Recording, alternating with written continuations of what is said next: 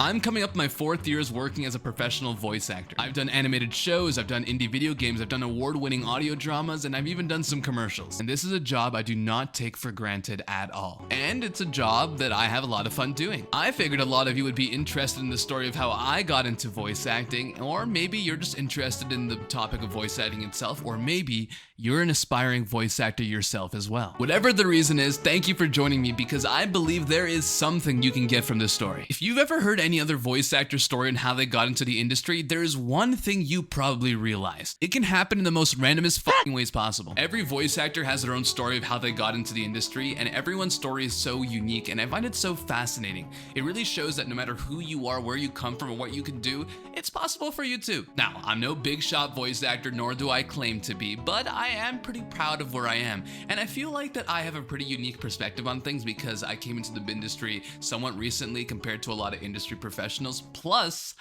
I did it all through the online world. And if you're watching this online, it's definitely possible for you too. So how did it all start for me? Well, my love for acting started all back when I was a wee little lad, maybe like 11 years old in grade 6, when I was sitting down in my classroom having an existential crisis. Now, what would that existential crisis be about, you might ask? Well, I was thinking about what the fuck I wanted to do with my life. You know, as any normal 11-year-old would be thinking about. What did I want to do when I'm older? I had no idea. And for some reason, I just felt like I needed to have it figured out like right then. So I basically took a look at the things I enjoyed and was good at. And I was good at performing, I was liked acting, and I loved being an idiot. So I figured an actor's the best way to go. That's what I decided I wanted to be at the time being.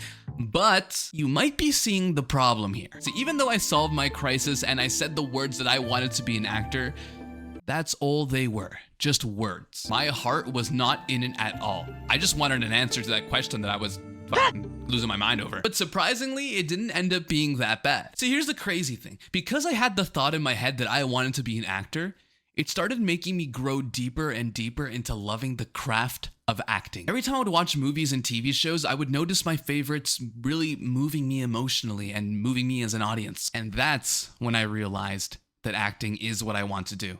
Because I want to do that for other people. I wanted to be on that screen and moved people the same way that I was moved. And thus, a passion for love and acting was properly born. So now from this point forward, I said I wanted to be an actor, like an on-screen actor. And we fast forward to around 2016 when this niche little indie game called Overwatch came out. And I fucking love this game. I got super obsessed to the point that I started really getting into the characters' voices. But more importantly, the actors behind them. See, it was with Overwatch where it finally clicked to me that there are people being paid and actors doing the voices behind the characters. That has never registered to me before. So I'm like, damn, this shit exists. I want to do it. See, I already had a passion for acting and performing, but when I found out about voice acting, that changed the game for me. See, when I was younger, I also loved messing around my voice and doing voice impressions. Fun fact, my first voice impression was doing Mickey Mouse, haha. Okay, so now I knew that I wanted to be a voice actor, so what? What did I do next?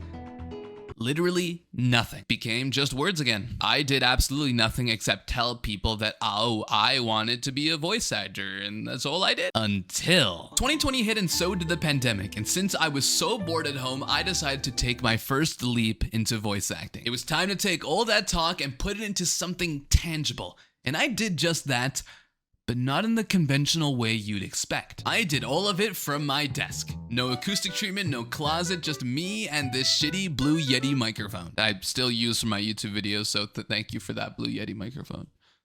Not only that, but I sat there not actually recording auditions for shows and stuff. I recorded memes and shitposts. Yeah, that's how I started. Specifically, I made shitposts doing a voice impression of Byleth from Fire Emblem. You can actually still find those videos online too. I would make top text, bottom text memes of characters I can do voice impressions of and just voice them and post them to the internet. Now, as ridiculous as this may sound, this is actually a great way of getting started. Not only are you practicing your chops by doing these voice impressions in different voices, but you're actually getting your name out there. See, most of the time, you're not going to be able to get into your own projects in the beginning, and that's okay. That's normal. So why not make your own stuff? It doesn't have to be serious. I mean, it could be, but it can also be shitposts. That's how I got my start, at least. And doing that for a year or so helped me build connection with other voice actors and other people in this industry. So that entire experience was very important to me.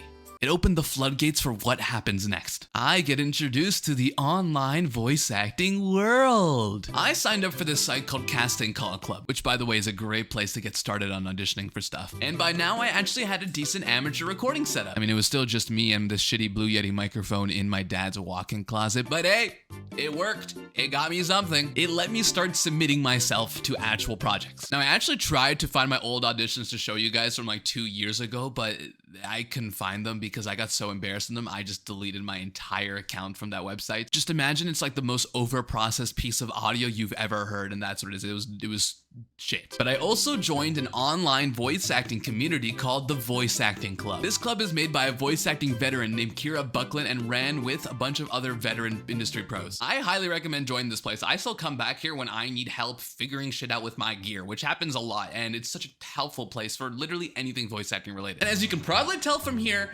I'm in a pretty decent spot. From here, I just kept putting the work in, sending in shitty audition after shitty audition. But not only that, I was also in high school drama class while I was doing this, so I was getting constant training on my acting techniques. And on top of that, I would look for coaching online. Eventually, I was able to save up some money and get some acoustic treatment for my closet and started building up a little studio inside my closet. And months later, I even saved up to a big boy XLR microphone. The goal here was to achieve something called broadcast quality, which is like a quality standard that every professional should ideally be at. And by the time I graduated high school, I achieved just that. I kept working on making improvements to my home studio and getting professionals to listen to it so they can give me the approval. So I had broadcast quality for my acting. On top of that, I made a commercial and character reel to show off my acting. And during the summer, I tried to take a class at least every month so I can keep improving on my acting until I entered college. And when I got to college, can you guess what I started studying?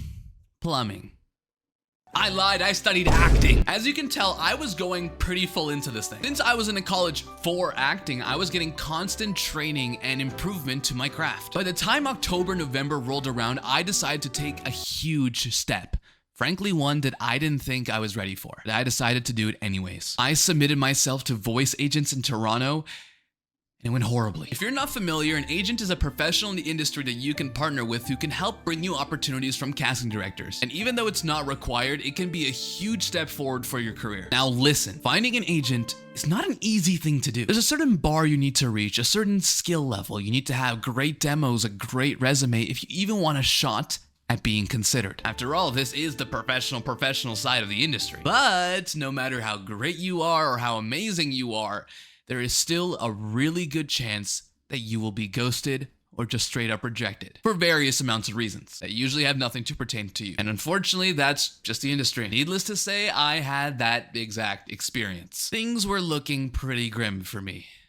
Well, that's until January of that year. I finally got a response from an agent and I ended up joining them. Now to this day, I still don't know how I pulled it off. And then from then, the rest is history. Over the months, I kept auditioning, pursuing every opportunity, and still taking classes. As an actor, you can never stop learning and improving your craft. Even at the time of making this video, I am currently in an acting class. Well, not like literally as I'm recording and it's like right there, but like I'm taking one at the same. Okay, you know what I mean. There is no stop to how much you can sharpen your chops as an actor. Moral of the story? Drop out and pursue acting full. Moral of the story is that there is so many ways that you can get inside this industry. There is no right way to do it. If anything, I think mine is the most absurd way possible. Instead of knowing a guy who knows a guy who knows a guy, I just made shit posts on the internet. Like how many voice actors can you say got their start doing that? Not many. Now, I've heard crazy ways and methods that people got into the industry, and I think that the way I went about it using the online voice acting world is a pretty commonplace and honestly a great place to start now. If I can do it, anybody can do it. You just gotta take that leap of faith. If you're not sure where to go from here, or maybe you wanna kind of start like me and learn your own voice impressions, well, you're in luck, because I literally have a video on how to do all of that.